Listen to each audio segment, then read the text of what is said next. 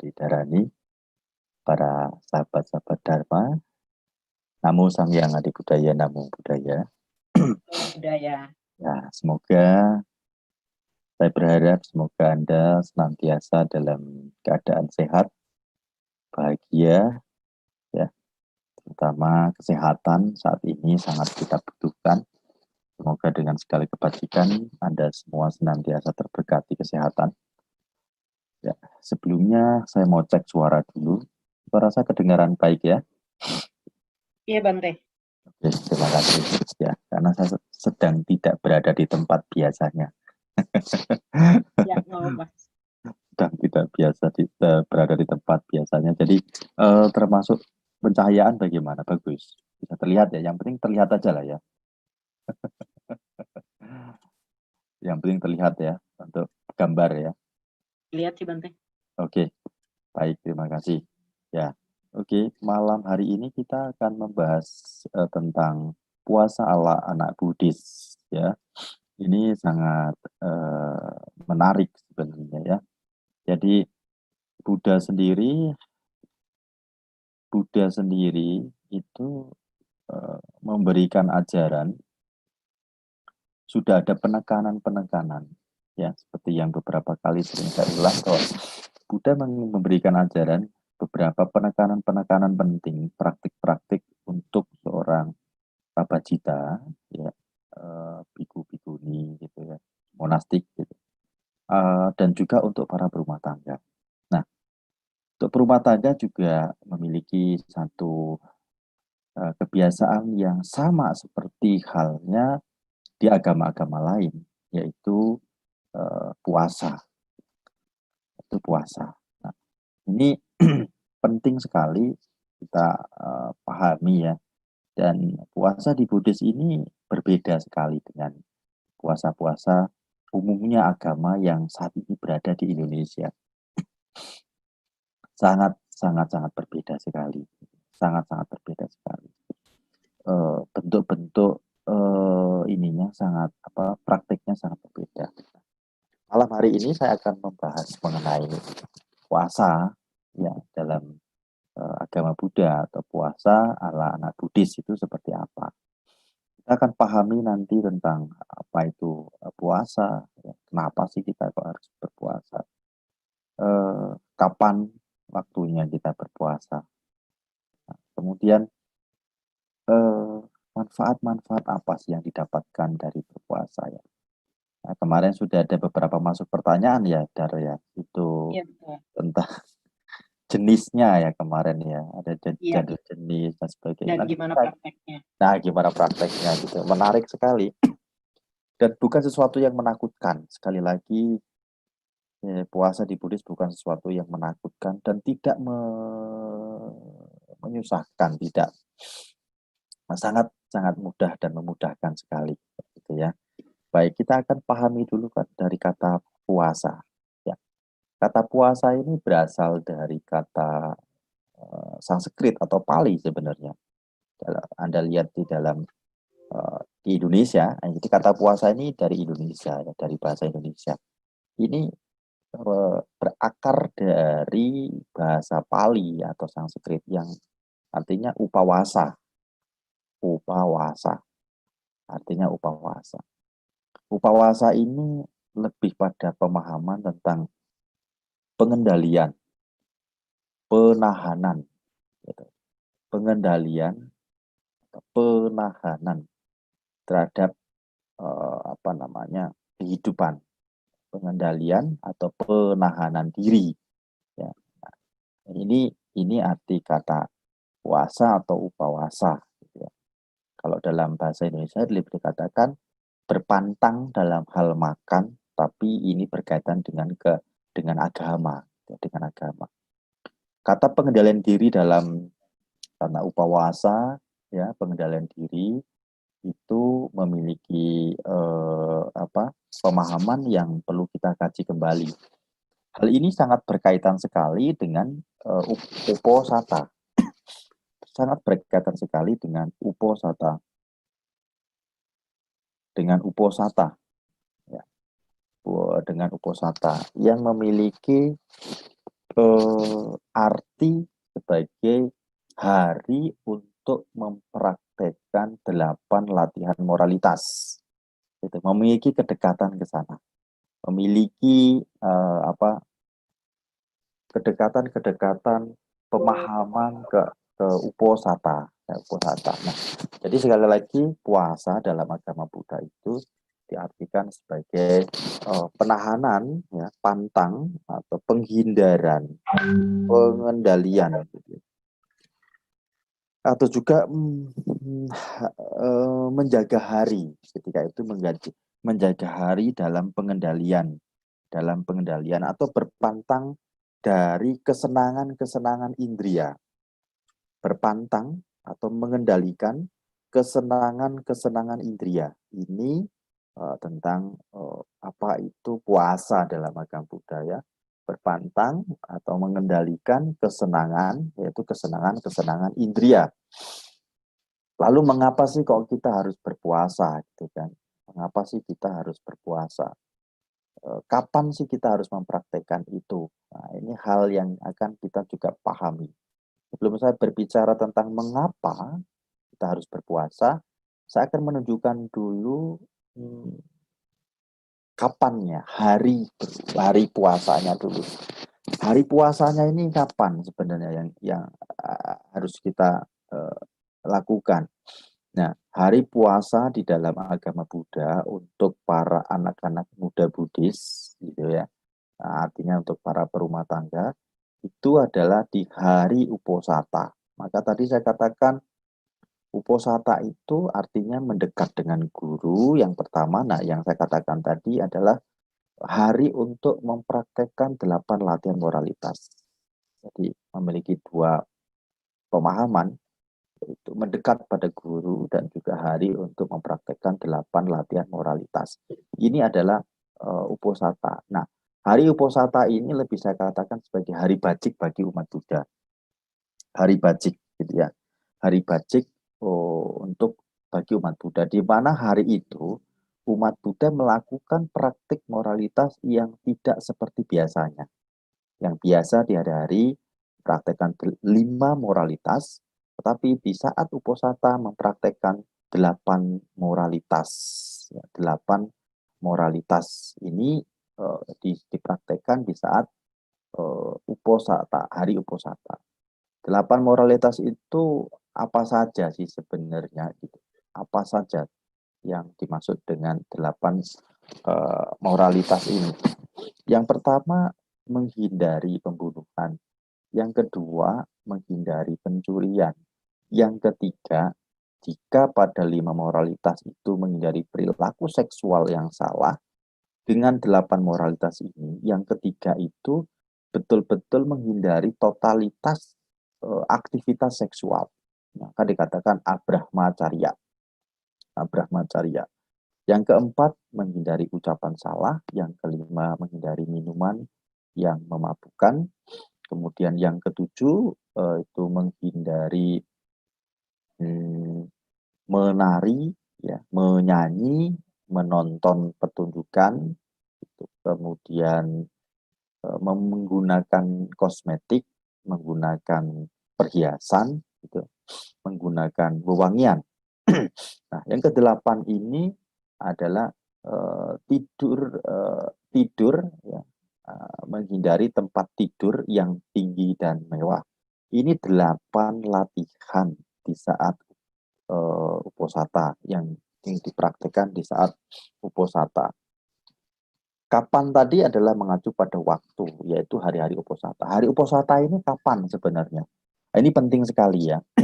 Hari Uposatha itu kapan? Hari Uposatha inilah hari-hari paruh bulan. Hari-hari paruh-paruh bulan. Nah, seperti dalam 1 bulan itu rata-rata dihitung ada 30 hari. Maka paruh bulan dari 30 hari itu adalah 15 hari, ya.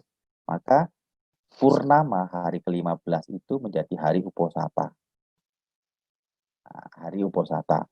Paruhnya lagi ya hari ke-8. Itu. Jadi penghitungannya tidak menggunakan tanggalnya. Kalau dulu itu menggunakan penghitungannya dia menggunakan hari. Hari 1, hari 2, hari 3 seperti itu. Nah, Kapannya ini mengacu kepada waktu, juga mengacu kepada jenis uposata, praktek uposata. Praktek uposata itu ada 3. Ada Pakati Uposata, ada Pati Jagara Uposata, ada Pati Harya Uposata. Pakati Uposata ini adalah praktek uposata biasa. Praktek uposata biasa. Praktek uposata biasa itu dilakukan dalam beberapa cara.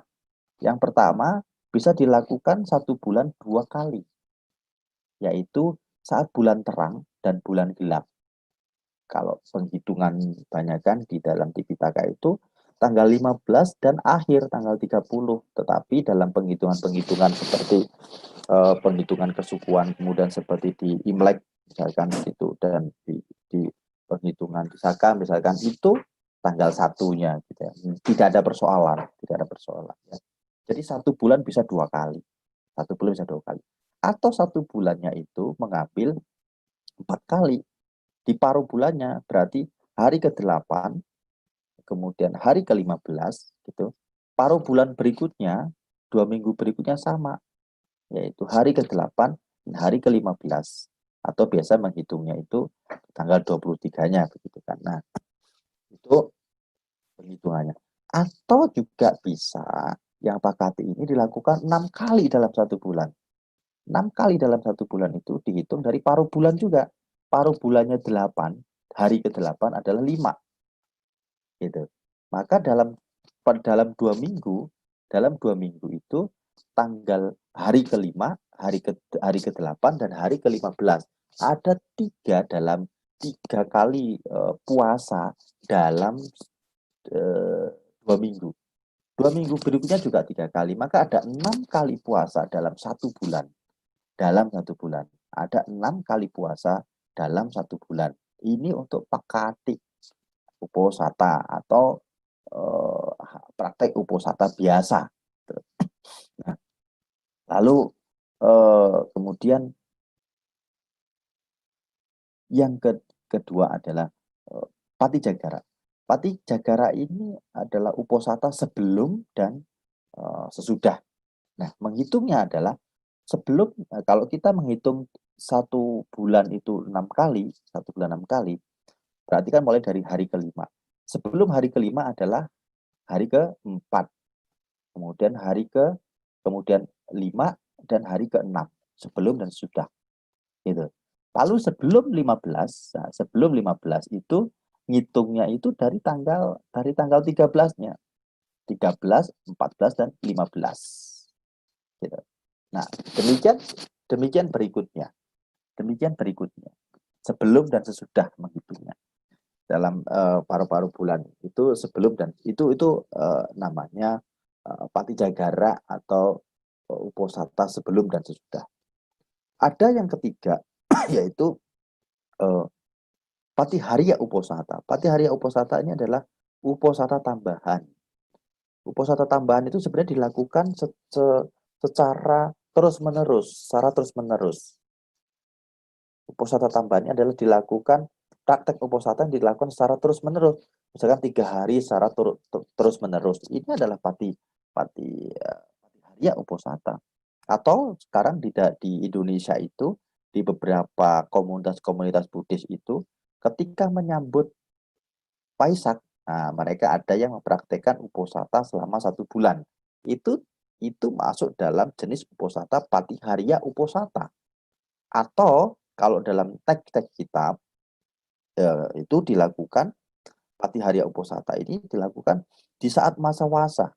Masa wasa ini dilakukan selama 3 bulan.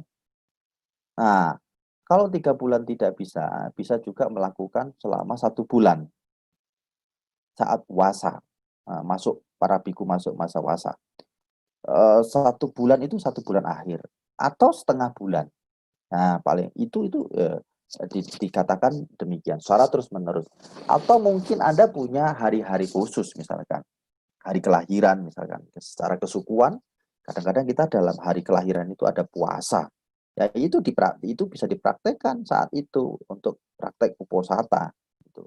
atau kita mau punya punya tekad apa agar cukup kebajikan, lalu kita punya tekad untuk melakukan uposatha selama 3 hari atau 7 hari misalkan. Itu termasuk Patihariya uposatha.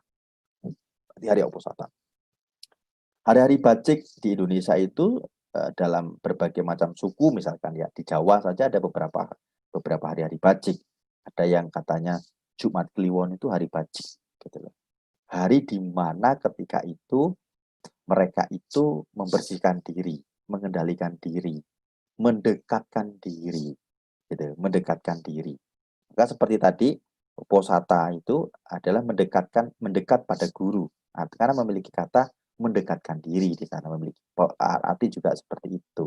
Nah, atau ada juga yang selain Jumat Kliwon, Selasa Kliwon. Gitu.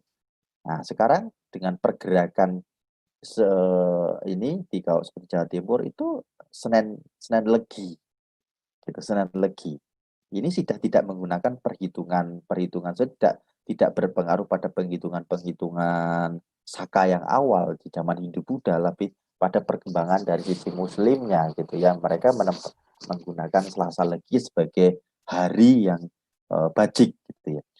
Hari yang bajik di beberapa tempat masih menggunakan antara Selasa Kliwon atau Jumat Kliwon atau hari-hari yang lain yang dijadikan sebagai hari-hari kelahiran, misalkan hari-hari kelahiran sebagai hari bajik, gitu ya, sebagai hari bajik. Ini penting sekali dipahami itu. Jadi ketika bicara kapan, ini artinya bicara waktu, ini penghitungannya. Ini penghitungannya. Atau kapanpun Anda ingin mempraktekkan juga tidak menjadi persoalan dalam agama Buddha. Tetapi penetapan secara budaya, yaitu hari-hari bajik ini tadi, ini hanya penetapan secara budaya karena pengaruh dari budaya-budaya spiritual di India. Nah, di India, gitu ya. Jadi di India ini pengaruh budaya sana. Nah, kalau di Indonesia mau menyambut Waisak, menyambut Asada, menyambut tahun baru, misalkan seperti Suro. Nah, biasanya orang-orang Jawa seperti itu, dia ada puasa. Ya, yang mereka yang Buddhis dengan praktek uposatha nggak ada persoalan. Mungkin teman-teman yang dari Tionghoa, kesukuan Tionghoa itu menyambut Imlek, gitu. Nah, saya ada satu guru ya, seorang biku.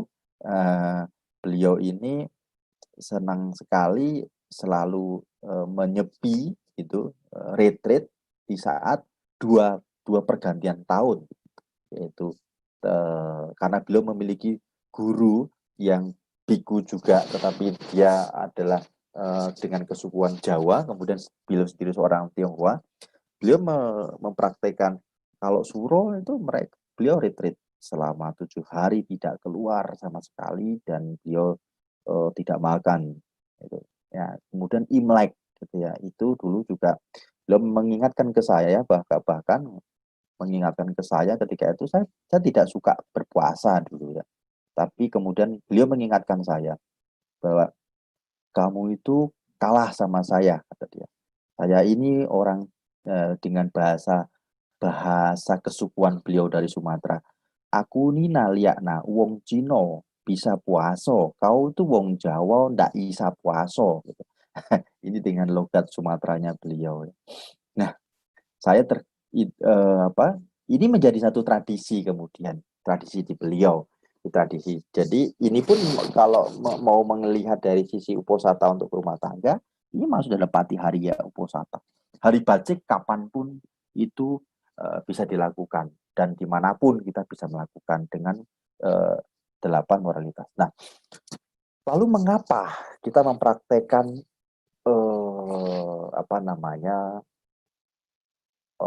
puasa, gitu ya? Dan kenapa mengambilnya kok di Buddhis di paruh-paruh bulan seperti itu?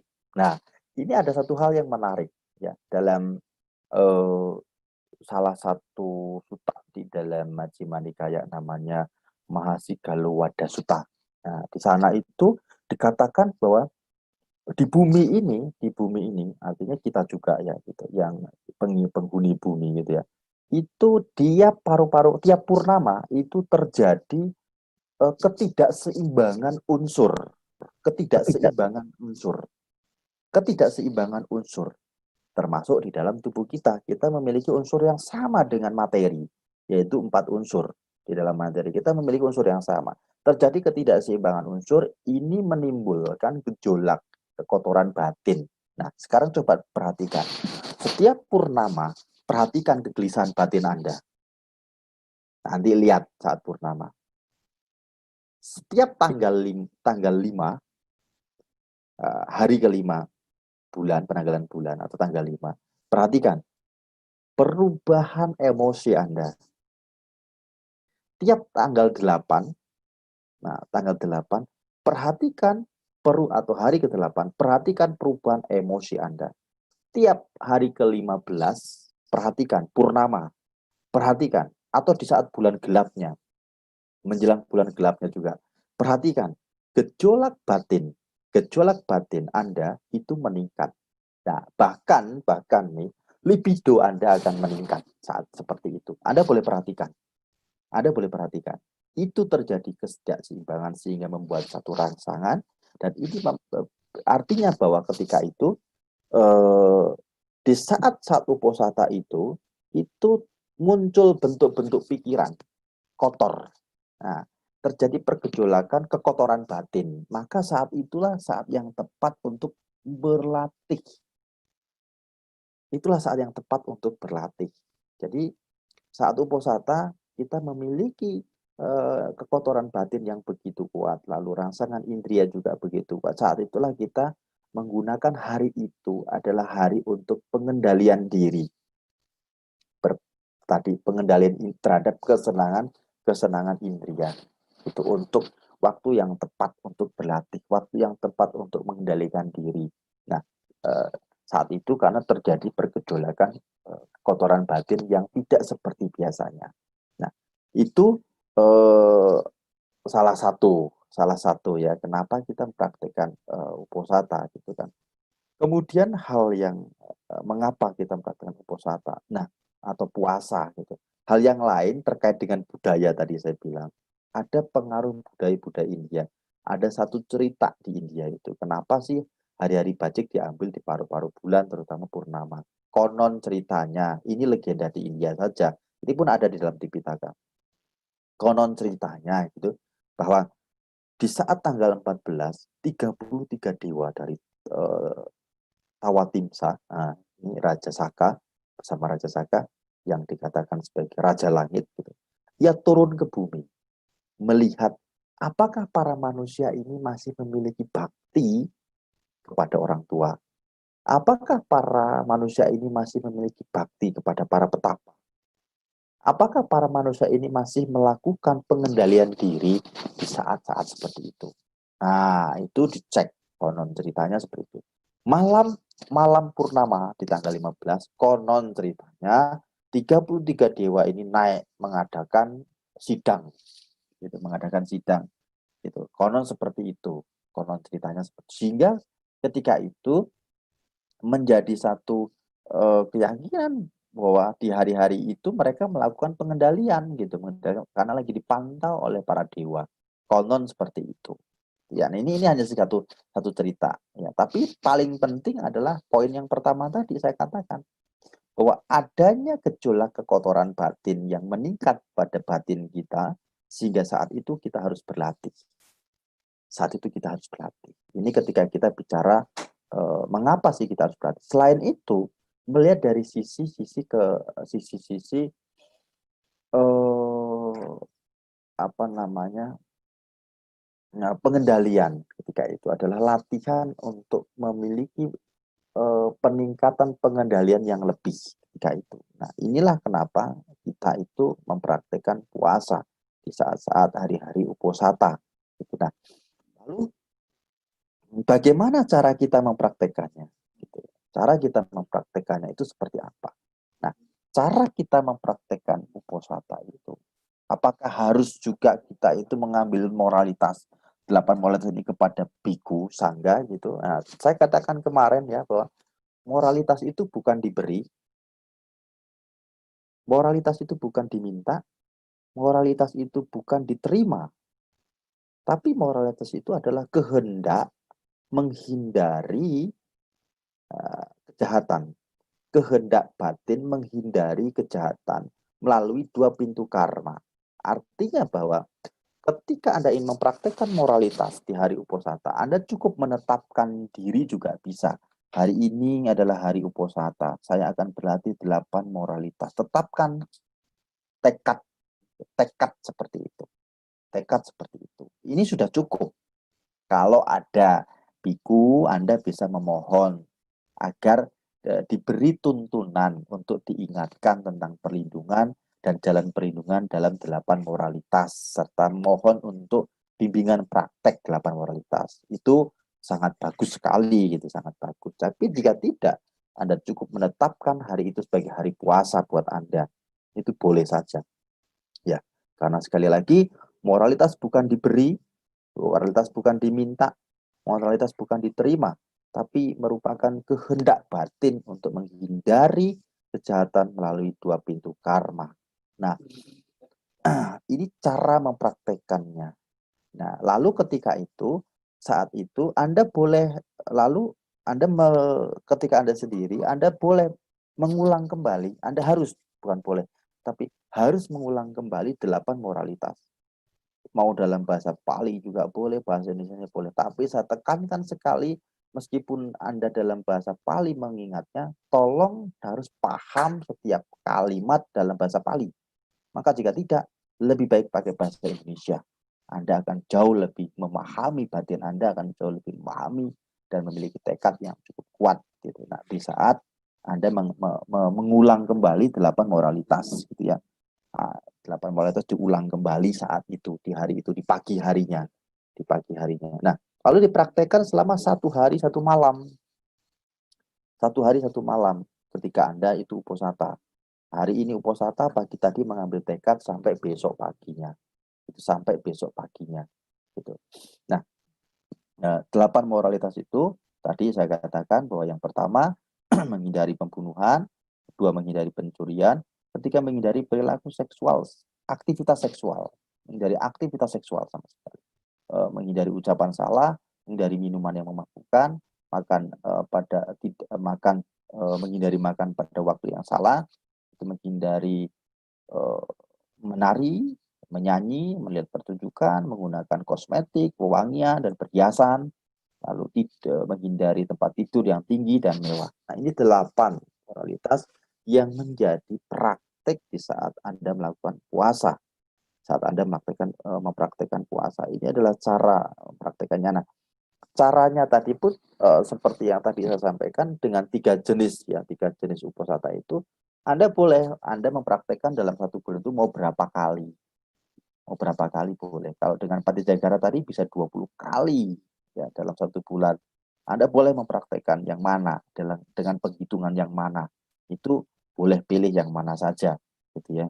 Yang Anda tetapkan sebagai hari-hari untuk berlatih, hari-hari untuk berlatih.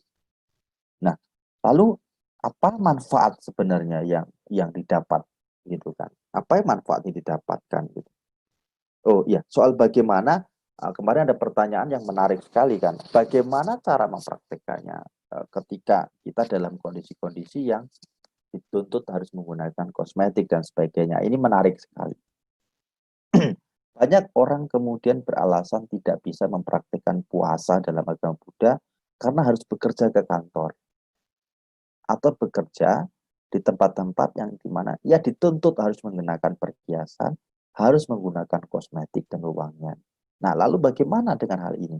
Nah, Buddha itu sangat-sangat bijak sekali. Di zamannya ketika itu juga sama. Para raja bisa mempraktekkan tanpa harus melepaskan perhiasannya, tanpa harus melepaskan wewangian-wewangian yang dia gunakan. Bagaimana caranya? Ia mempraktekkan hanya 6 moralitas saja. 6 moralitasnya. Jadi yang ke-7 dan ke-8 itu tidak diambil. Tidak diambil. Yang ke-7 dan ke-8 tidak diambil. Yang ke-7 itu kan berkaitan dengan bernyanyi, ya, menari, melihat pertunjukan, menggunakan wewangian, kosmetik gitu ya, perhiasan. Ini tidak diambil. Yang kedelapan kemudian menghindari tempat tidur yang tinggi dan mewah. Ini tidak diambil. Hanya 6 moralitas saja. Jadi Anda yang ingin mempraktekkan puasa, lalu Anda masih harus kuliah, harus berpenampilan menggunakan kosmetik, harus menggunakan perhiasan, harus mengenakan dempul yang begitu tebal gitu di muka gitu ya agar mempercantik diri gitu kan. Karena merasa diri tidak cantik gitu kan. Ini ya, ini Anda bisa mengambil hanya 6 moralitas saja yang diambil. Cukup 6 moralitas saja.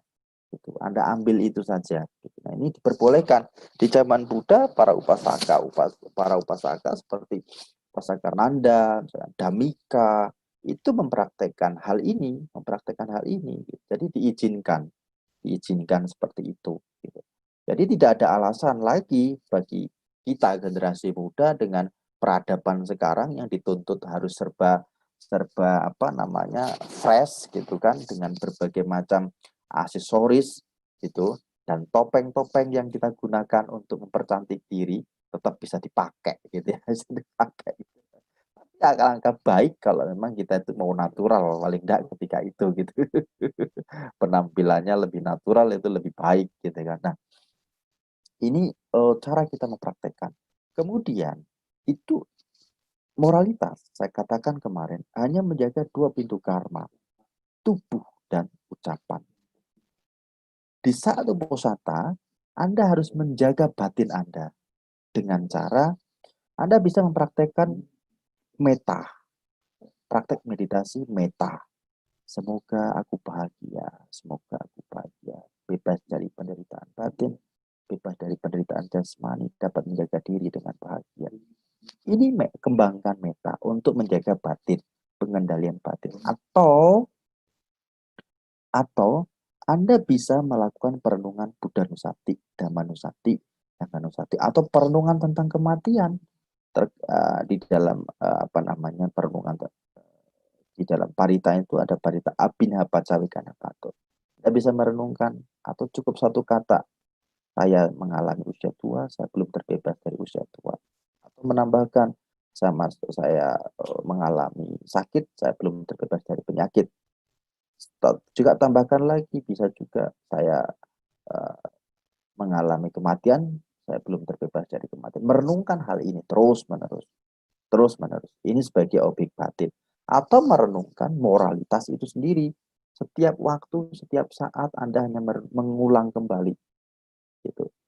Saya bertekad melatih diri menghindari pembunuhan, saya bertekad melatih diri menghindari pencurian. Terus-menerus. 8 moralitas diulang-ulang sebagai objek batin. Nah, ini cara kita mempraktekkan puasa bagi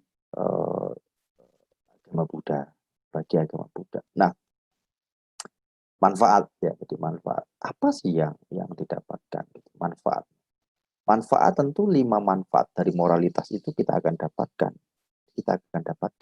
Kita dicintai oleh banyak makhluk, kemudian kita memiliki nama yang baik, gitu ya, kemudian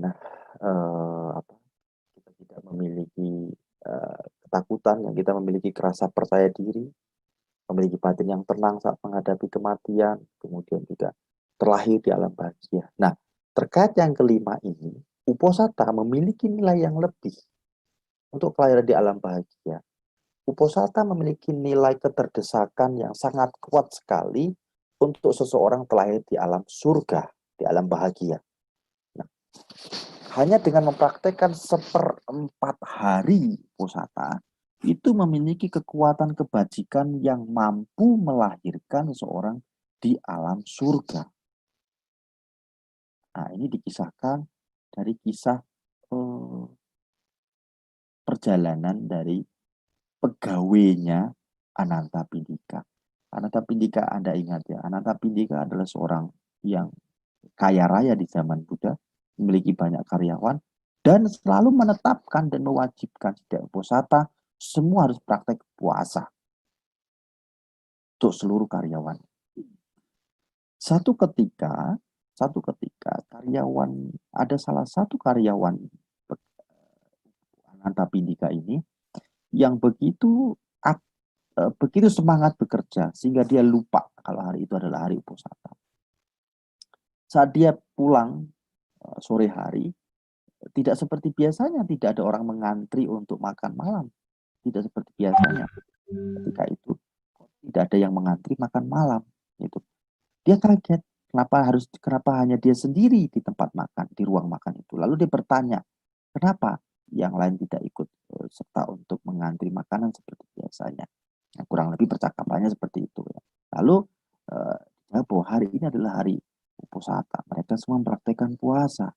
Maka ketika itu dia bertekad, oke, saya masih ada kesempatan setengah hari, seperempat hari, saya akan menjadikan ini sebagai hari Uposatha saya. Lalu dia mempraktekkan. Ketika mempraktekkan dengan kondisi fisik yang begitu lelah ketika itu dan dia paksakan, lalu dia tetap mempraktekkan sehingga malam harinya ia mengalami kesakitan. Ketika mengalami kesakitan, lalu hal ini diketahui oleh Anantapindika, oleh upasaka Anantapindika. Upasaka Anantapindika menghampiri dan menanyakan mengapa. Lalu dia ceritakan bahwa perutnya amat sakit sekali. Gitu. Dia merasa lelah dan letih serta badannya sangat lemas sekali. Lalu Anantapindika memberikan madu agar itu diminum. Gitu. Madu itu diminum. Tapi kemudian dia balik bertanya, apakah Tuan juga meminum madu ini? Tidak, saya tidak sakit, maka saya tidak minum ini. Jika demikian, saya juga tidak akan meminum, saya akan menjaga puasa saya. Nah, alhasil dengan tubuh yang begitu lelah, gitu ya, malam harinya ia kemudian meninggal dunia. Tetapi dengan kondisi batin yang begitu tenang karena keyakinannya dalam praktek puasa tersebut. Dan ia terlahir di alam surga di Catu Maharajika sebagai dewa pohon yang memiliki cahaya yang begitu cemerlang. Nah, ini salah satu kekuatan daripada puasa. Saya tidak mengatakan dari sisi dia meninggalnya, tetapi dari sisi nilai kebajikan yang membawa dia lahir di alam surga hanya dengan mempraktekkan uposatha seperempat hari saja. Nah, maka dikatakan oleh Buddha, buah-buah dari praktek puasa itu akan membuat seseorang itu terlahir di alam-alam surga. Di alam-alam surga. Nah, ini hal yang perlu kita pahami bersama. Betapa besar manfaatnya, betapa penting manfaatnya. Nah, selain manfaat 5 moralitas seperti pada umumnya, ada tambahan keterdesakan nilai kebajikan yang mendorong seseorang itu mudah untuk terlahir di alam surga. Di alam surga. Nah, ini yang Buddha sampaikan. Manfaat-manfaat inilah yang kemudian menjadi satu landasan bagi kita umat Buddha, khususnya Anda sebagai seorang berumah tangga, mempraktekkan puasa-puasa di hari-hari bajik saat uposatha tersebut, saat hari-hari puasa tersebut. Maka ini menjadi satu hal yang penting tentunya untuk kita pahami. Ya, maka mari kita coba untuk praktekkan puasa dalam agama Buddha ini karena begitu mudah, itu tidak sulit gitu ya, dan begitu jelas instruksi dari Buddha. Seharusnya ini tidak menjadi satu halangan buat kita meningkatkan kebajikan dalam menjaga moralitas kita. Ya, saya kira itu untuk malam hari ini materinya kepada saudara Dareni saya kembalikan. Terima kasih.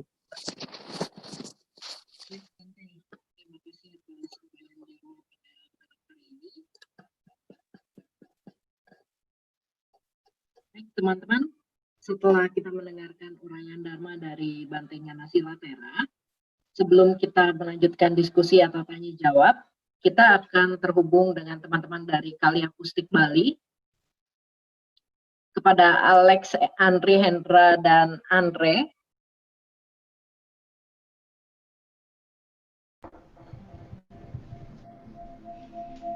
Ya, pada malam hari ini kita akan dihibur oleh performance dari Kali Akustik Bali.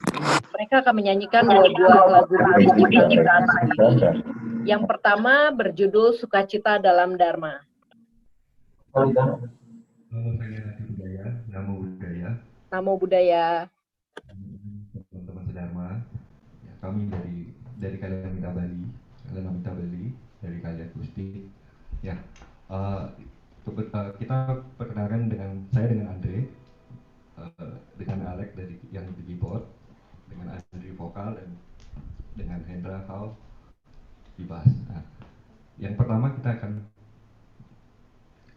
memberikan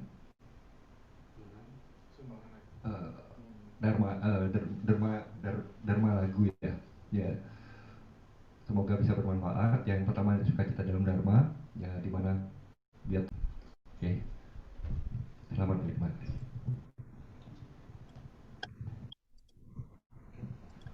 One, two, three, four.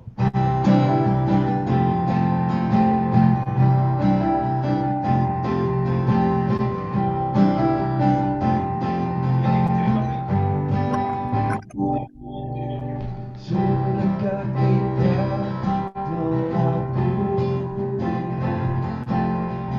apa yang harus kita lakukan?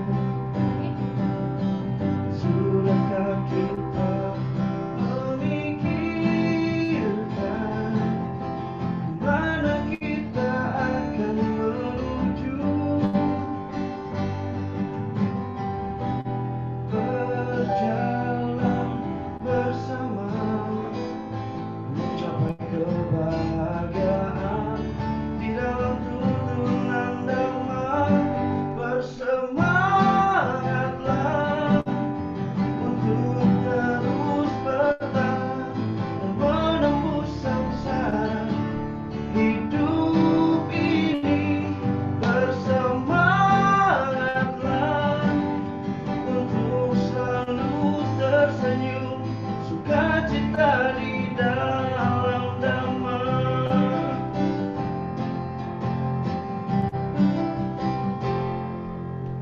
Sadarkah kita semua ini tiada yang kekal dan abadi? Sadarkah kita kemelekatan ini dan menimbulkan penderitaan? Berjalan bersama mencapai kebahagiaan di dalam tuntunan Dhamma. Bersemangatlah untuk terus bertahan dan menembus samsara hidup ini. Bersemangatlah untuk selalu tersenyum, sukacita di dalam Dhamma.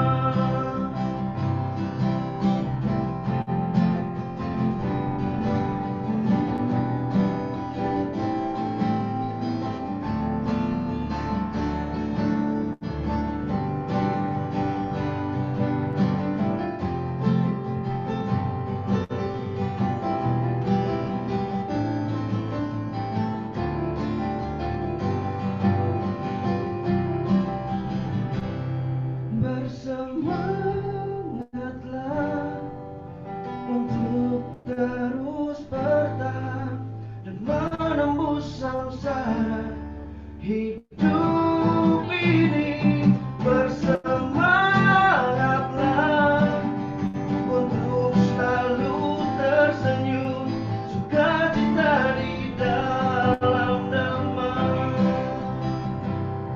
Bersemangatlah untuk terus bertahan dan menembus samsara hidup ini.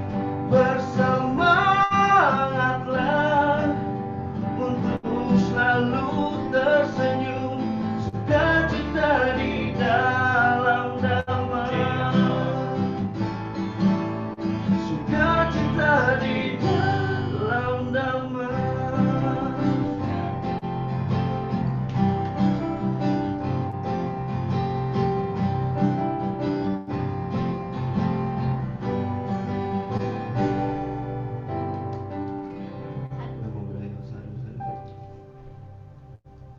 Wow, luar biasa.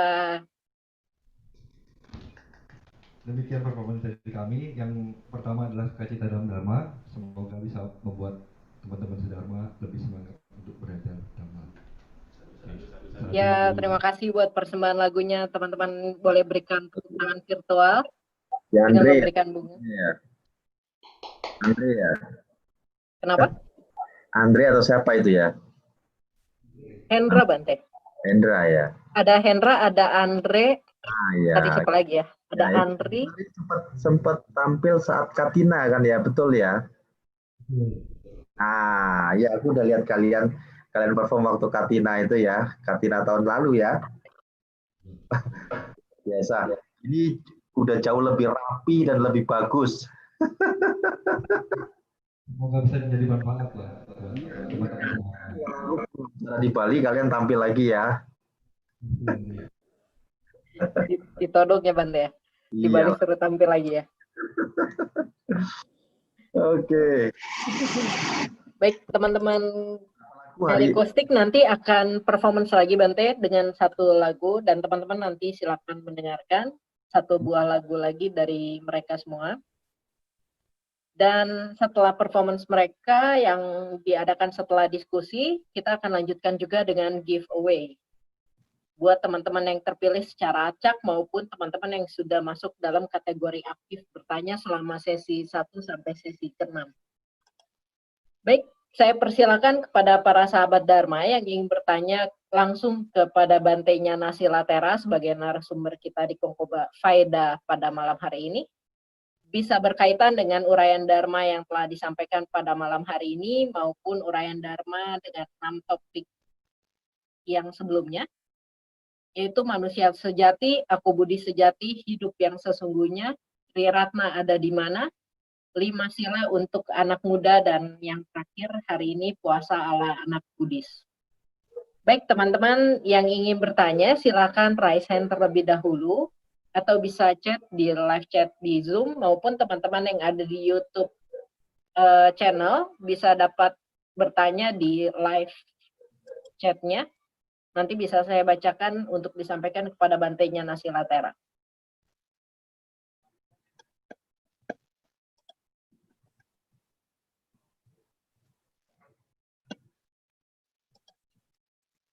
Bante, selamat malam. Ada yang bertanya di chat. Namo Buddhaya, Bante.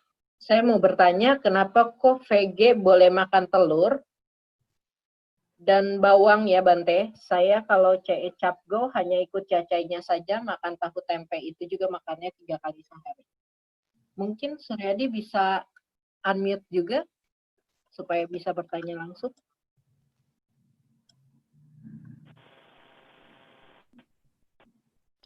Oh, dari Suryadi ya? Iya, dari Suryadi, Bante. Oke. Mungkin biar lebih jelas juga pertanyaannya. Ya, saya langsung saja. Oh ya, boleh. Ya, saya tidak menyinggung sama sekali tentang vegetarian tadi ya. Jadi kenapa kok nggak boleh makan bawang, saya juga tidak tahu. Gitu. Yang pertama dalam Uposatha tidak ada moralitas yang menyatakan harus VJ di saat Uposatha. Ya, VJ itu adalah tambahan-tambahan dari perkembangan agama Buddha seperti di China atau di Taiwan, gitu ya. Di dalam Uposatha tidak ada ketetapan pernyataan di dalam 8 moralitas itu harus VJ. Jadi ketika ini ditanya, saya juga nggak tahu kenapa kok harus menghindari bawang. Karena saya sendiri juga tidak VJ ya. Oke, terima kasih. Baik, Bante, terima kasih atas jawabannya. Dari YouTube channel ada yang bertanya dari Yulianti Wang. Malam Bante, Namo Buddhaya. Mau tanya, bila lagi puasa, kalau tidak sengaja membunuh semut, itu bagaimana, Bante? Tidak disengaja ya? Iya, tidak disengaja. Mungkin ada sambungannya juga, ada yang bertanya jika di tengah itu misalnya lupa. Jadi lupa gitu, Bante. Jadi pada saat di pertengahan itu mungkin lupa. Kalau lagi Uposatha. Iya, contoh habis kan ada makan di sini pertanyaannya ada makan yang tidak lewat tengah hari ya. Jadi misalnya pada saat sore hari itu kelupaan gitu Bante. Itu bagaimana? Ya, jadi yang pertama tadi ya, kalau tiba-tiba tidak sengaja membunuh, Iya, betul. tidak ada masalah, gitu ya. Tidak ada masalah, Anda tetap lakukan puasa itu, tetap Anda lakukan, ya. Anda tetap lakukan, lalu biar tidak muncul penyesalan, sekalian Anda lakukan kebajikan dari puasa itu Anda limpahkan, gitu ya. Anda tekadkan bahwa permohonan maaf pada diri sendiri itu penting sekali lagi. Jadi katakan dalam batin pengembangan meta dalam permohonan dalam pemaafan, saya memaafkan kesalahan apapun yang telah saya lakukan agar saya dapat hidup dengan bahagia. Itu termasuk ketika Anda melakukan pembunuhan itu dengan cara tidak sengaja, itu agar tidak ada penyesalan, dan bertekad untuk lebih berhati-hati lagi dalam hal aktivitas ketika Anda sedang mempraktekkan puasa. Nah, lalu limpahkan ketika Anda esok hari ingin kembali untuk mengambil lima moralitas. Jadi esok hari selesai, Anda mengambil kembali tekad 5 moralitas, Anda limpahkan bahwa Anda bisa melimpahkan dengan kebajikan dari praktek puasa ini, gitu. Semoga kebahagiaan ini diketahui dan juga menjadi milik makhluk yang mungkin sudah Anda bunuh tadi, Anda limpahkan ke sana. Nah, bisa seperti itu. Lalu bagaimana juga kalau lupa tiba-tiba tengah malam atau siang malam lupa dalam hal makan gitu ya. Nah, Anda tidak masalah ketika itu Anda kemudian baru ingat, oh iya gitu kan. Nah, lalu Anda tekadkan kembali saja walaupun itu masih tengah hari, masih 1/4 hari istilah gitu. Anda tekadkan kembali untuk tetap mempraktekkan 8 moralitas itu, puasa itu tetap Anda praktekkan. Nah, tetapi ketika Anda mengalami hal seperti itu tadi, 2 hal ini tadi, penting sekali artinya Anda mengingatkan batin terhadap moralitas. Maka ketika itu yang Anda harus lakukan adalah saat puasa itu lakukan perenungan tentang moralitas, terhadap 8 moralitas. Perenungan terhadap moralitas menjadi penting untuk mengingatkan batin bahwa hari itu sedang puasa.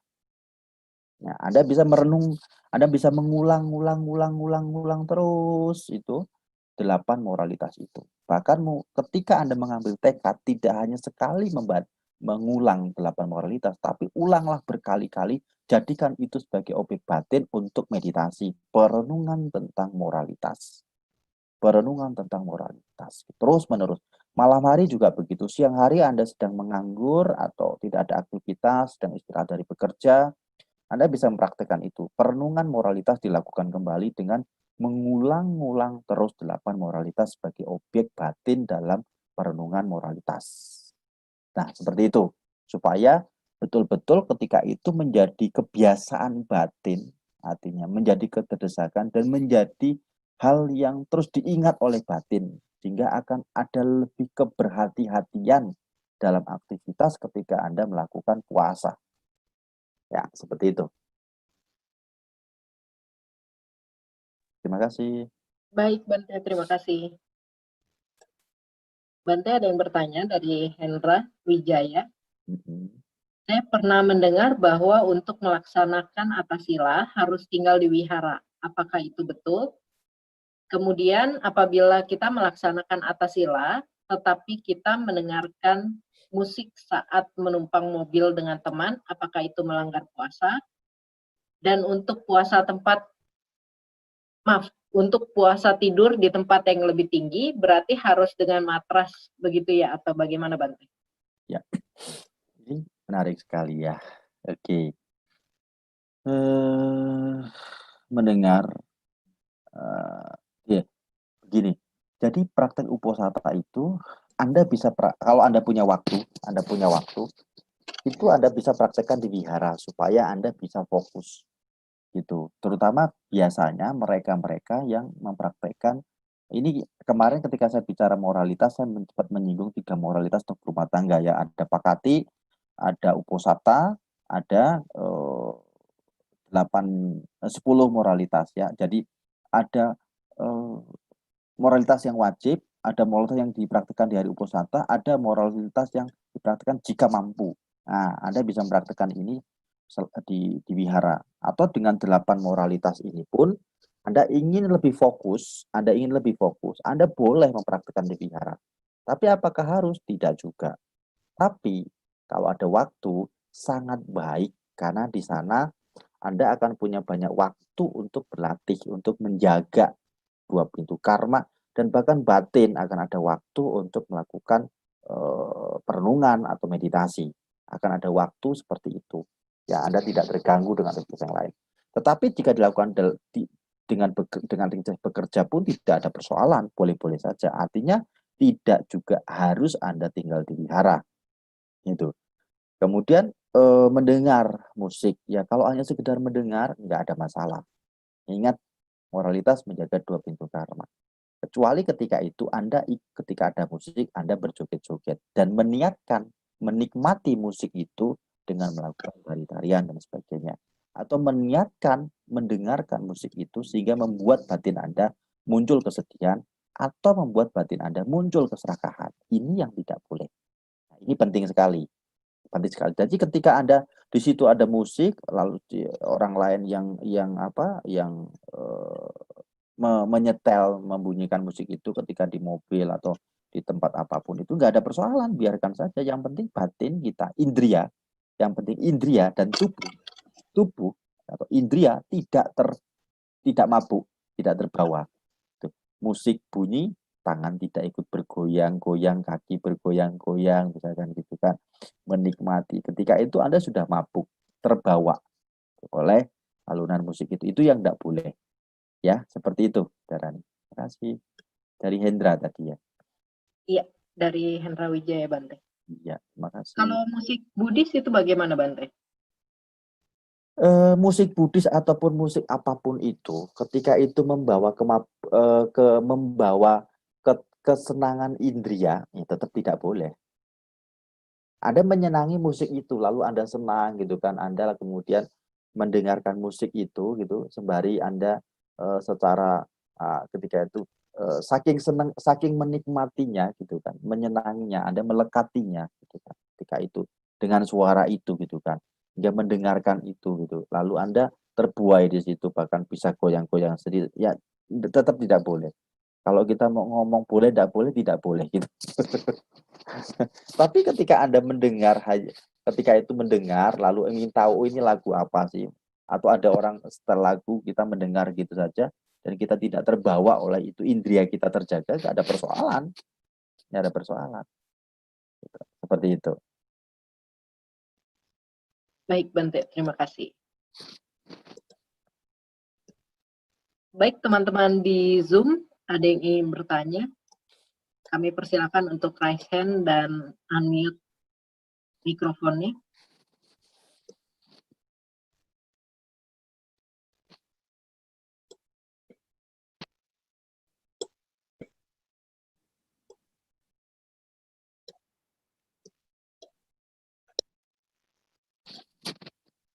Baik, Bante, di YouTube channel ada yang bertanya. Iya. Dari The Gary. Halo Sukiwotu, Bante mohon penjelasan mengenai makna arti kata duka yang dimaksudkan oleh Buddha. Apakah sudah benar secara hakiki memiliki arti sebagai penderitaan? Terima kasih. Kata duka ya, ini nggak ada kaitannya sama tema malam. Ya, tidak ada. Ya, coba fokus ke tema kita aja. Ke tema kita dulu. Oh, fokus kepada tema, baik. Ada yang bertanya di chat, Namo Buddhaya Bante, saya ingin bertanya bagaimana dengan tidak menggunakan wangi-wangian? Apakah termasuk tidak mandi juga, Bante? Ya, sabun belum tentu wangi-wanginya. Wangi-wangi yang dimaksud itu adalah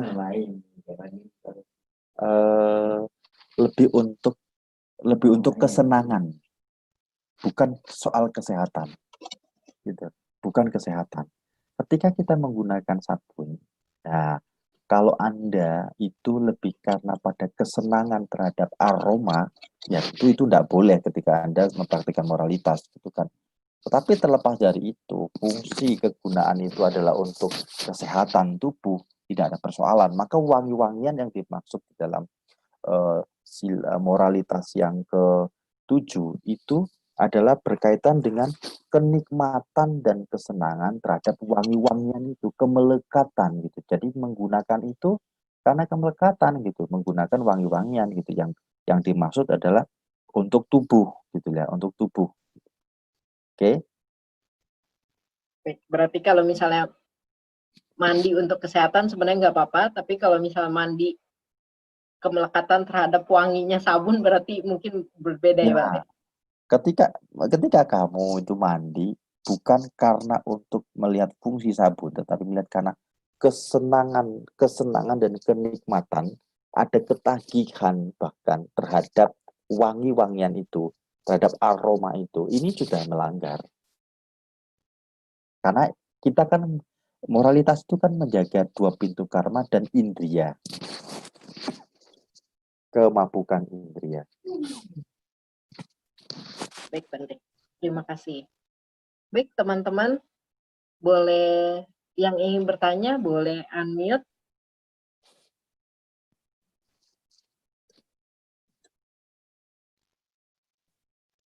Mungkin Marcella, apakah bisa unmute?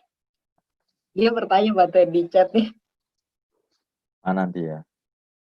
Kalau bertanya jangan malu-malu, kasih tahu. Mana Sela?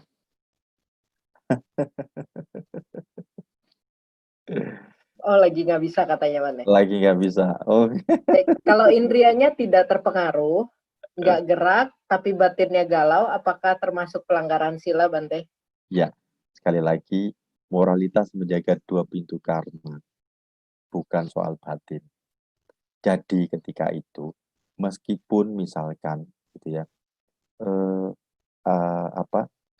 batin itu bergejolak, tetapi indria kita tidak terpengaruh ketika itu, tidak ada pelanggaran dalam moralitas. Tidak ada pelanggaran dalam moralitas. Karena, sekali lagi, moralitas itu menjaga 2 pintu karma secara kasar, tubuh dan ucapan. Lebih halus lagi, itu menjaga indria kita. Indria kita. Jadi yang dijaga kemurnian dari 2 pintu karma dan indria kita. Ya. Maka ketika indria tidak terpengaruh, gitu, tapi batinnya yang galau, ini tidak ada pelanggaran dalam moralitas. Ya, seperti itu. Tapi galaunya jangan setiap hari ya, Sela ya. Jadi mungkin maksudnya kalau misalnya galau, lalu kita melakukan perbuatan, baru itu melanggar sila ya, Bante? Misalnya galau, tapi akhirnya jadi mendengar lagu, atau galau, jadi marah, dan lain sebagainya, itu baru pelanggaran sila. Tapi kalau hanya galau aja, enggak? Enggak ada masalah. Dalam moralitas lah, dalam konteks moralitas ya. Dalam konteks moralitas, tidak ada persoalan. Tidak ada persoalan. Karena moralitas sekali lagi menjaga 2 pintu karma, dan lebih halus lagi adalah menjaga 6 indria kita. Indria kita. Ya, mata, hidung, gitu ya. Seperti itu. Baik, Bante, terima kasih katanya.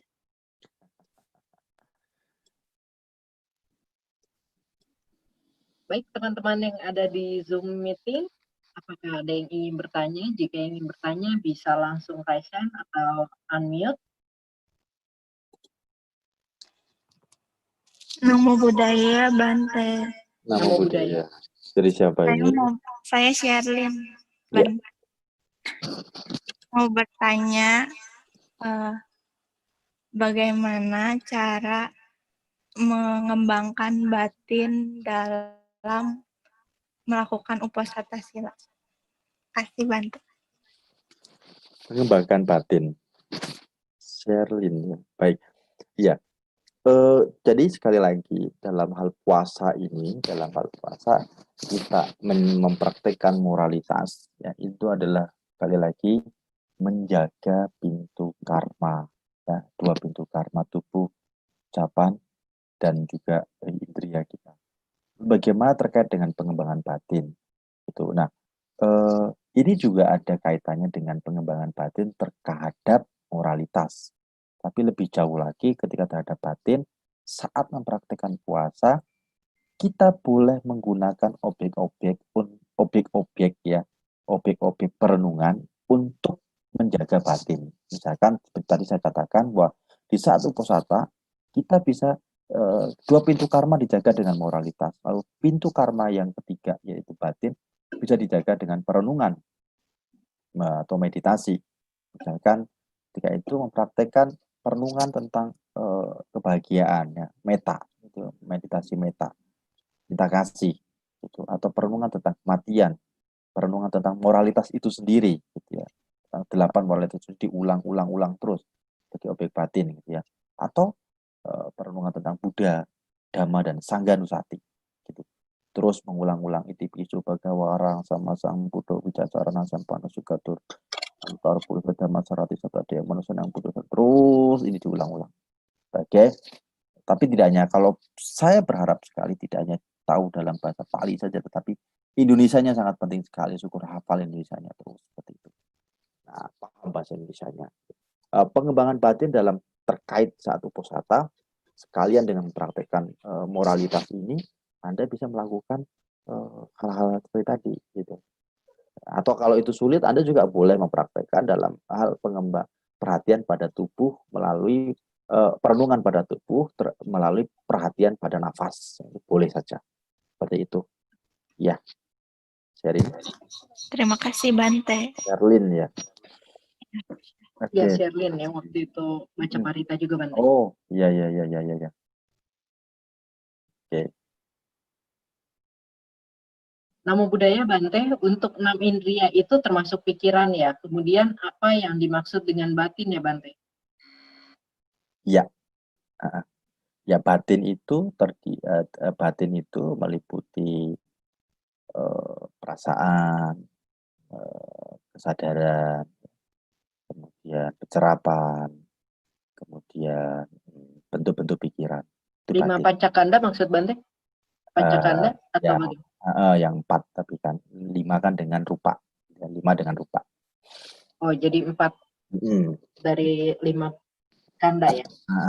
Itu adalah indria. Salah satunya adalah terkait dengan ini. Nah, itu. Ya. Lalu 6 indria itu termasuk pikiran kah? Ya. Atau bagaimana Bante? Ya, 6 indria itu kan pikiran itu sendiri ya, batin itu. Mungkin maksudnya pertanyaan Kohendra di sini terkait tadi pertanyaan Sela mungkin. Karena tadi Bante kan bilang uposatha itu menjaga 2 pintu karma dan 6 indria. Sedangkan tadi katanya kalau misalnya batinnya galau tapi tidak melakukan perbuatan atau intinya melakukan dari 2 pintu karma, nggak masalah gitu kan, nggak melanggar. Mungkin termasuk nyangkut ke pertanyaan tadi Marcella Bante. Ya, jadi sekali lagi bahwa moralitas itu menjaga 2 pintu karma. Ini hal yang penting sekali untuk dipahami. Lebih jauh, seperti yang waktu saya bicara tentang pelindungan, bahwa ketika kita berbicara tentang perlindungan terkait dengan pengembangan perhatian, ini akan berbicara tentang indria. Berbicara tentang indria. Maka ketika kita bicara moralitas dalam hal pelatihan untuk dalam hal pelatihan moralitas ini, itu tidak termasuk dalam pelanggaran ini, tidak termasuk dalam pelanggaran gitu ya. Tidak termasuk dalam pelanggaran moralitas. Bisa dipahami ya. Baik Bante. Lalu Bante ada yang bertanya, penjelasan Bante ini apakah artinya, misal ketika lagi puasa, kita melakukan kemarahan atau muncul iri, Apakah itu artinya kita belum batal secara puasa? Terima kasih. Ya, ketika moralitas itu dipahami dalam menjaga dua pintu karma, saya katakan tadi, menjaga dua pintu karma, ketika tidak muncul dalam ucapan, ya, ingat musawadah itu kan ada 4, ada kata-kata kasar, kata-kata yang salah, gitu ya, kemudian fitnah, gitu ya, atau hal-hal yang kata yang membawa kemunduran, tidak pada hal yang bermanfaat, tidak terkait dengan hal ini, tidak atau batin ketika itu dalam kondisi marah dan tidak terucap dalam kata-kata kasar, tidak ada pelanggaran sebenarnya dalam hal ini ketika kita bicara moralitas. Tapi ketika Anda mempraktekannya dengan hal yang lebih halusnya, saya katakan tadi bahwa ketika ini dalam hal pengembangan perhatian, nah ini terkait dengan bagaimana batin hidup dengan indria, itu maka di situ ada kemarahan, maka kebahagiaan hilang. Inilah apa namanya, bukan pelanggaran, lebih kepada dampak-dampak daripada ketika kita tidak bisa menjaga batin, pengembangan perhatian terhadap batin, akan muncul kemarahan yang menghilangkan kebahagiaan kita, Tetapi ketika itu tidak muncul dalam hal ucapan, itu tidak, atau dalam tindakan yang penuh dengan kekejaman, tidak ada dalam pelanggaran.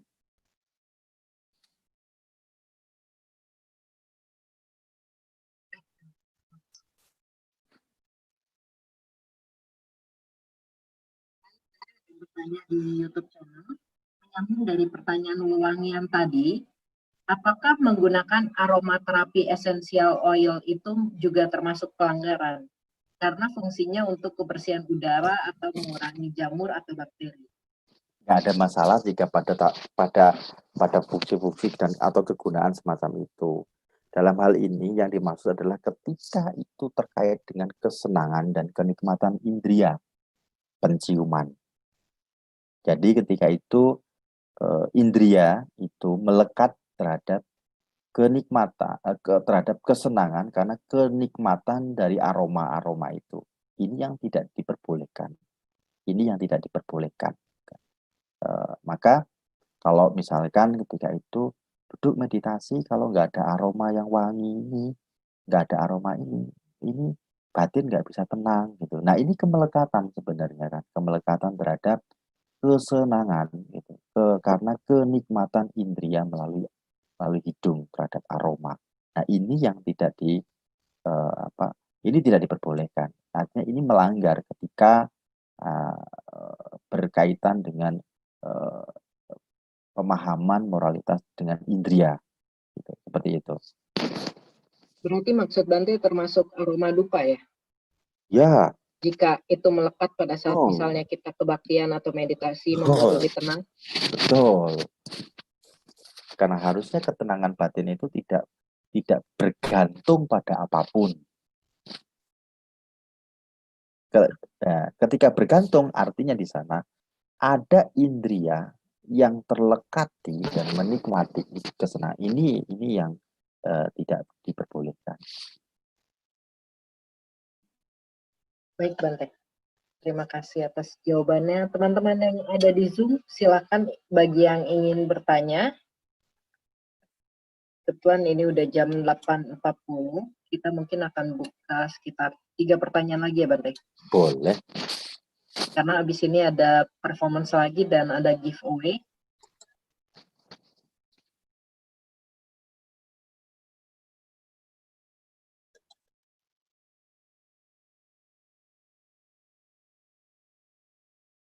Bante tadi ada yang bertanya, tadi Bante kan menjelaskan tentang pengambilan permohonan kepada biku ya. Kalau misalnya bikunya ada lebih baik gitu kan, untuk pengambilan di uposata, hari uposata. Nah, pada saat pengambilan itu, kalau misalnya di wihara kita tidak ada biku, yang dilakukan itu bagaimana Bante? Apakah bisa melalui virtual? Atau bagaimana? Boleh saja. Oh boleh ya. Kalau Bantenya maaf. Virtual boleh saja. Tapi seperti saya katakan tadi bahwa moralitas itu kan bukan diberi. bukan diterima, bukan diminta, gitu. Tapi kehendak batin menghindari kejahatan melalui dua pintu karma. Nah, ini moralitas. Artinya bahwa ketika itu tidak ada biku, maka saya katakan tadi, Anda cukup membuat satu tekad saja, tidak ada persoalan. Ini adalah hari Uposatha, hari ini saya akan berpuasa, praktekkan 8 moralitas. Itu sudah cukup, tidak ada persoalan. Jika Anda membuat tekad semacam itu, gitu. Jika memang tidak ada biku. Ada biku kan sangat baik sekali ketika Anda kemudian meminta tuntunan 8 perlindungan dan 8 moralitas, serta minta bimbingan praktik dalam Uposatha atau puasa, praktik puasa pada hari Uposatha itu. Seperti itu. Baik Bante, terima kasih. Ada yang bertanya lebih lanjut Bante? Mohon penjelasan lebih lengkap lagi mengenai dua pintu karma, itu apa saja, dan apakah yang dimaksud jadinya tekad dalam hati saja untuk pengambilan di Uposatha? Dua pintu karma itu adalah tubuh dan mulut kita. Tubuh dan mulut. Ini dua pintu karma. Ya. Jadi moralitas itu menjaga dua pintu karma. Lalu apa tadi satunya? Ditekadkan dalam hati. Tekad. Jadi ketika mengambil 8 sila ini, apakah hanya tekad dalam hati? Kalau misalnya mungkin tidak ada biku sangga, Ya, apakah kita harus di depan altar Buddha atau bagaimana? Ya harus di depan altar Buddha. Bangun tidur gitu Bante, atau gimana? Bangun tidur Anda langsung duduk gitu kan.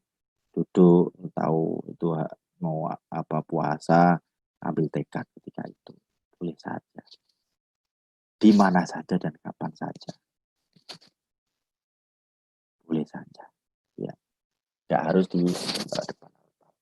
Gitu kan. Kalau ingin membiasakan dan mendisiplinkan diri, misalkan gitu, agar kalau batin belum terlalu kuat sekali gitu ya, dalam arti tidak ada kepuasan atau kebahagiaan yang kemudian memperkuat keyakinan gitu ya. Kalau tidak di depan altar, kadang-kadang ada orang yang tidak puas, tidak bahagia, dan tidak memiliki keyakinan gitu akhirnya. Ada yang seperti itu. Tapi kalau emang seperti itu, Anda boleh melakukan itu di depan altar Buddha gitu. Tapi jika tidak ada persoalan. Tidak ada persoalan. Ini masalah latihan, ini masalah berkaitan dengan batin, dengan kebajikan, bukan sarana-sarana yang ada di luar diri kita. Yang ada di luar diri kita, seperti itu. Baik Bante, terima kasih atas jawabannya. Semoga menjawab. Bante, mungkin ada terkait dengan pertanyaan minggu lalu ya Bante? Iya. Terkait dengan 5 sila yang pengambilan wisudi dan wisudi upasaka upasika. Karena kemarin itu kalau nggak salah ada pertanyaan, ada umat yang merasa takut mengambil sila di upasaka upasika atau wisudi. Apakah setelah bertekad mengambil 8 sila ini, jika ada pelanggaran, ada karma buruk atau bagaimana, Bang? Ya, secara umum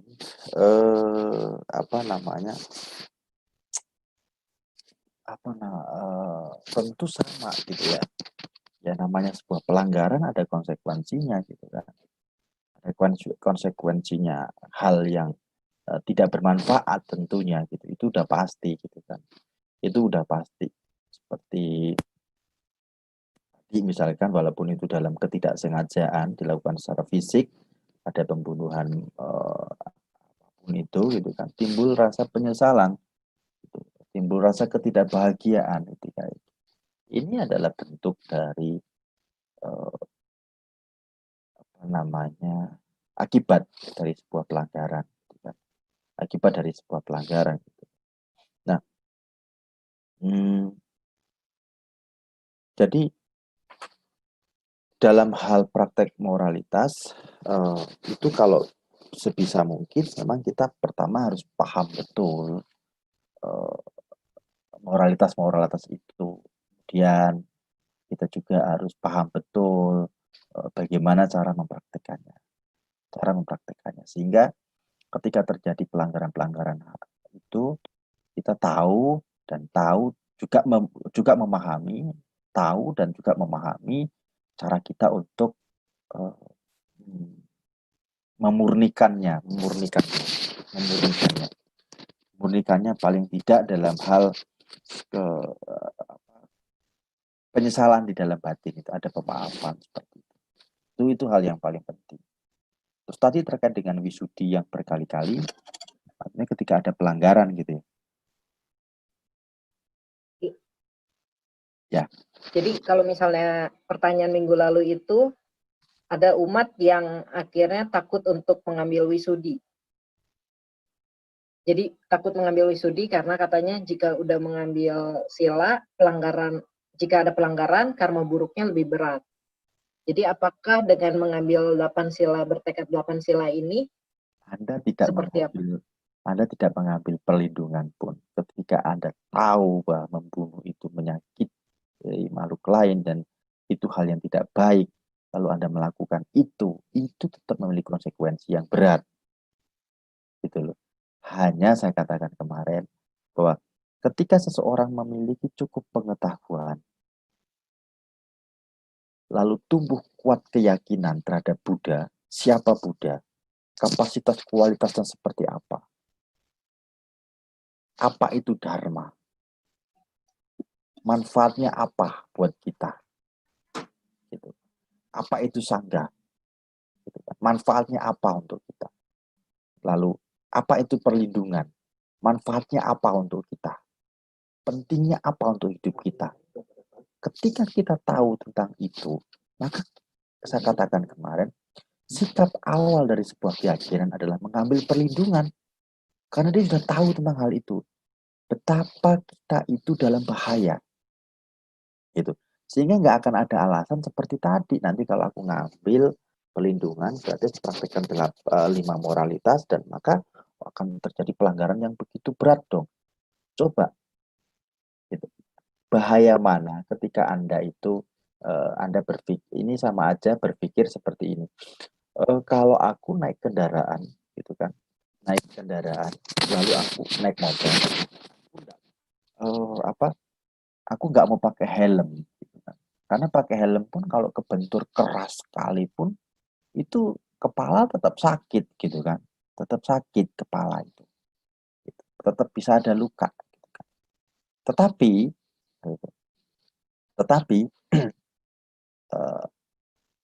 kalau tidak, ya juga sama saja. Lebih baik aku nggak pakai helm biar nggak jadi beban, gitu kan? Nggak jadi beban. Akan lebih bahaya mana ketika orang mengendarai motor menggunakan helm dan tidak pakai helm? Lebih bahaya yang tidak pakai helm kan? Paling tidak pakai helm itu dia memiliki perlindungan untuk kepalanya. Benturan yang mungkin tidak begitu keras ini tidak akan membuat bahaya bagi kepalanya. Terlebih tidak hanya dia menggunakan helm saja, tidak hanya sampai di situ. Dia tahu semua tentang peraturan dari lalu lintas. Maka ketika lampu merah pun ya tidak serta-merta kemudian itu dilanggar dan sebagainya. Sehingga dia tidak dalam bahaya. Nah, mengambil perlindungan didasari dengan keyakinan karena pengetahuan ini akan mengerti tentang bahaya-bahaya daripada kehidupan, lalu akan mengerti cara menghadapi agar kita terhindar dari bahaya. Gitu. Jadi keraguan semacam tadi yang disampaikan, ini persoalan dia tidak memahami siapa Buddha, apa itu Dharma, apa itu Sangha, apa itu perlindungan, sejauh mana pentingnya perlindungan, karena tidak paham tentang hal ini, sehingga merasa terbebani kalau sudah ngambil. dengan berpikir kalau sudah mengambil perlindungan lalu melanggar, itu konsekuensinya berat. Anda tidak mengambil perlindungan pun ketika Anda melakukan pembunuhan, melakukan pencurian, tetap memiliki konsekuensi karma dari apa yang Anda lakukan itu. Tidak bisa tidak, gitu. Memiliki bahaya-bahaya yang sama. Nah, bedanya ketika Anda punya perlindungan, itu Anda paham, Anda tahu, tidak hanya menghindari bahaya, tapi Anda mengerti bagaimana mengembangkan sebuah kebajikan agar kita jauh dari bahaya, bukan hanya sekedar menghindari, tapi jauh dari bahaya. Ketika kita tahu tidak hanya menghindari, tapi kita mengembangkan berbagai macam kebajikan agar kita jauh dari bahaya. Tidak hanya menghindari sekali lagi, tapi ketika kita akan tahu tentang berbagai macam kebajikan, kita akan mengembangkan berbagai hal yang terkait dengan kebajikan, sehingga tidak hanya menghindari, tetapi jauh dari bahaya. Jauh dari bahaya. Dan kita mengerti bagaimana kita harus melakukannya itu. Melindungi diri kita dari bahaya-bahaya itu. Nah, maka saya katakan kemarin bahwa perlindungan itu diambil karena orang itu punya keyakinan. Bukan tidak didasari keyakinan. Keyakinan itu muncul bukan karena ritual atau lingkungan, tapi karena pengetahuan. Karena orang punya pengetahuan tentang Buddha, Dharma, dan Sangha, tentang perlindungan, tentang bahaya dalam kehidupan ini, tentang lemahnya diri terhadap hidup ini, sehingga dia perlu sebuah sarana untuk menghindari bahaya. Karena pengetahuan-pengetahuan inilah, maka ia memiliki keyakinan, ini adalah perlindunganku. Dengan perlindungan ini, dia akan terhindar dan jauh dari bahaya. Itu yang ketika keyakinan didasari pengetahuan akan hal ini, tentang tiratana, tentang perlindungan, maka tidak akan ada keraguan ketika dia mengambil perlindungan dan mengambil 5 moralitas sebagai landasan itu. Jadi pemahaman tadi itu dikarenakan tidak cukupnya, itu menandakan keraguan-keraguan terhadap Triratna. Artinya dia tidak cukup paham tentang itu Triratna, tidak cukup paham tentang perlindungan. Nah, justru ketika dia berkali-kali mengambil tekad dalam hal tuntunan perlindungan, itu sangat bagus. Saya katakan satu, pemurnian, mengambil tekad lagi. Ada pemurnian di sana. Yang kedua, kita diingatkan terus-menerus terhadap apa yang hal-hal bajik yang harus dilakukan untuk menghindari, untuk tidak hanya menghindari, untuk jauh dari bahaya-bahaya kehidupan ini atau samsara. Seperti itu. Terima kasih atas jawabannya. Tadi ada yang chat ke saya, Bante ingin bertanya secara langsung. Mungkin satu pertanyaan lagi kita boleh buka, Bante. Boleh. Ya, mau bertanya, Bante. Iya, siapa ini? Nama saya Budi, Bante. Saya mau bertanya, mungkin agak sedikit di luar ini, cuman karena berkaitan dengan pembunuhan ini ya, maksudnya. Saya mau tanya, Bante, gimana pendapatnya Bante dengan kebiasaan umat lain yang melakukan pembunuhan dengan keyakinan dan sukacita, Bante? Misalnya ketika mereka sedang berkurban, Bante. Terima kasih, Bante. Ya, kalau itu pendapat dalam keyakinan saya dalam Buddha, tentu itu adalah itu keyakinan mereka. Menurut mereka adalah mereka melakukan itu punya alasan secara historis, alasan secara filosofis, itu kan, punya alasan itu, dan mereka memiliki keyakinan terhadap itu. Itu persoalan mereka. Jadi sangat berbeda ya, Bante ya. Ya, itu persoalan mereka. Karena mereka punya landasan historis melakukan kurban misalkan. Itu landasan historis. Tidak hanya di situ, bahkan kalau saya ketemu dengan mereka yang tidak berlandasan pada historis saja, tapi berlandasan pada filosofis, ya pemahaman kurban itu tidak dimaknai dengan pemotongan makhluk hidup, tidak gitu. Tapi pengorbanan tentang kehidupan terhadap praktek-praktek kebajikan. Bahkan ke sana dengan mereka yang tidak memahami tentang misalkan kurban itu dalam sisi historis, tetapi dalam sisi filosofis itu memiliki pemaknaan yang sangat menarik sekali. Tetapi kembali, itu keyakinan mereka. Apapun itu keyakinan mereka. Mereka tentu punya konsekuensi tersendiri dari kehidupan ini. Tapi yang jelas, dalam Buddhis, pembunuhan atas nama apapun itu tidak diperkenankan. Karena salah satu latihan yang mendasar bagi kita, yang bahkan pertama adalah kita menghindari pembunuhan manusia. Kita menghindari pembunuhan makhluk hidup. Maka pembunuhan dengan landasan apapun, dengan pembenaran apapun, itu di Buddhis tetap menjadi sesuatu hal yang tidak dibenarkan. Itu jika kita bicara dari sisi historis dan filosofis Buddhisnya. Gitu. Mereka melakukan itu tentu punya alasan secara historis dan juga filosofis tadi kan. Jadi itu urusan mereka saja gitu ya. Baik, Bante, terima kasih. Ya. Makasih Rani. Ya, baik. Terima kasih. Baik, sesi Kongko Berfaedah pada malam hari ini kita tutup ya Bante. Bante ada ingin closing statement? Baik, closing untuk semua ini ya. Kita kesimpulan dari 6 topik boleh Bante? Bahwa sekali lagi keyakinan itu ketenangan, kebahagiaan, dan kemajuan dalam hidup ini itu dilandasi dengan keyakinan.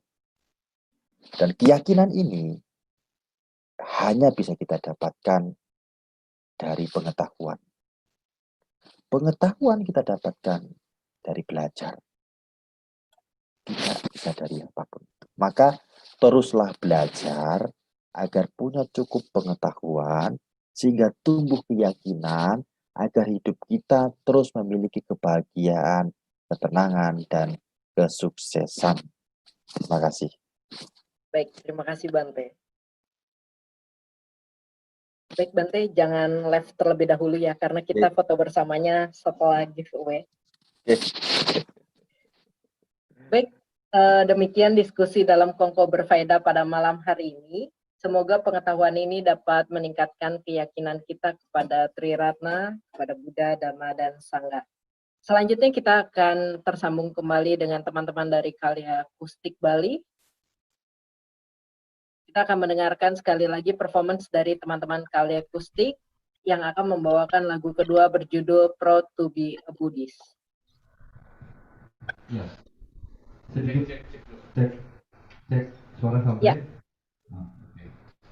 Ya, sebelumnya terima kasih juga buat teman-teman yang ada di Bogor. Kami berterima kasih. Mohon maaf juga, kami juga belum profesional, cuma kami bisa mencoba melakukan yang terbaik. Oke, yang lagu kedua ini adalah lagu Proud to be a Buddhist. Ya, kebetulan perdana kita bawakan karena belum pernah dipublish sama sekali. Kebetulan penciptaan. Oke, ini ciptaan dari Hendra ya, dari Hendra dan belum pernah dipublish ke mana-mana lagunya dan dipublish hari ini. Ya, intinya lagu ini menunjukkan bahwa kebanggaan kita menjadi seorang Buddhis. Jadi kayak tadi teman-teman juga sudah dengar Dhamma di sana. Ya, semoga liriknya bisa menjadi perenungan. Ya, oke. Lagu ini berbahasa Inggris. Jadi,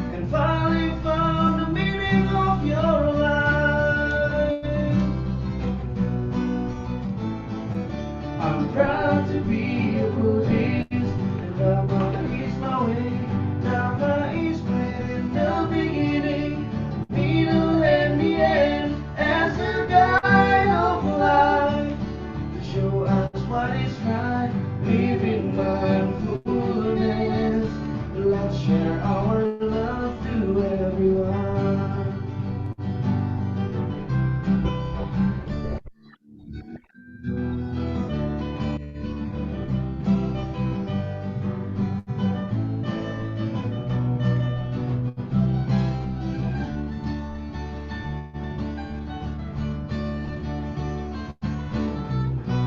Realize everything will change in time. We learn to let it go, just find the happiness. Share moment in this life. We live for here and now, just smile to feel peaceful.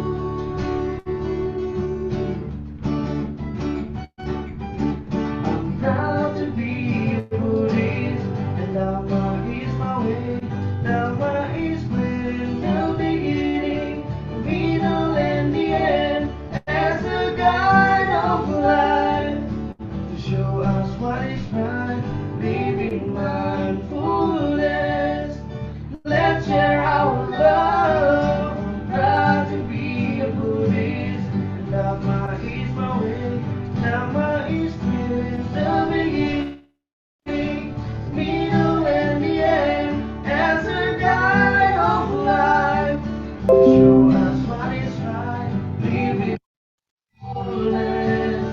Let's share our love to everyone.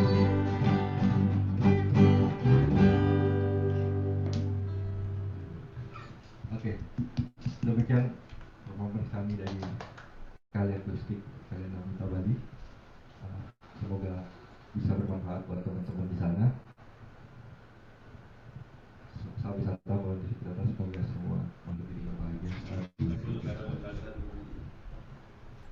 Ya, terima kasih buat teman-teman Kali Akustik Bali. Ada komen di live YouTube channel. Hai teman-teman Bali, kangen banget sama suara Bali. Thank you ya sudah live di YouTube. Baik, selanjutnya kita akan melakukan giveaway.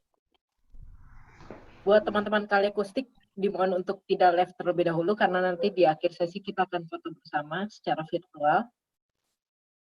Selanjutnya kita akan melakukan giveaway buat teman-teman yang sudah aktif dari sesi pertama sampai sesi ke-6. Kita akan melakukan pengundian secara virtual buat teman-teman yang pernah hadir dari sesi pertama sampai sesi ke-6. Baik, host, mungkin untuk dibantu, kita akan sama-sama saksikan.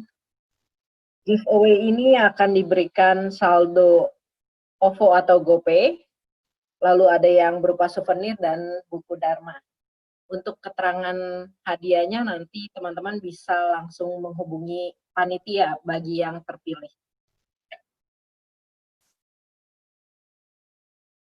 Baik, kita akan random dan undi untuk yang pernah hadir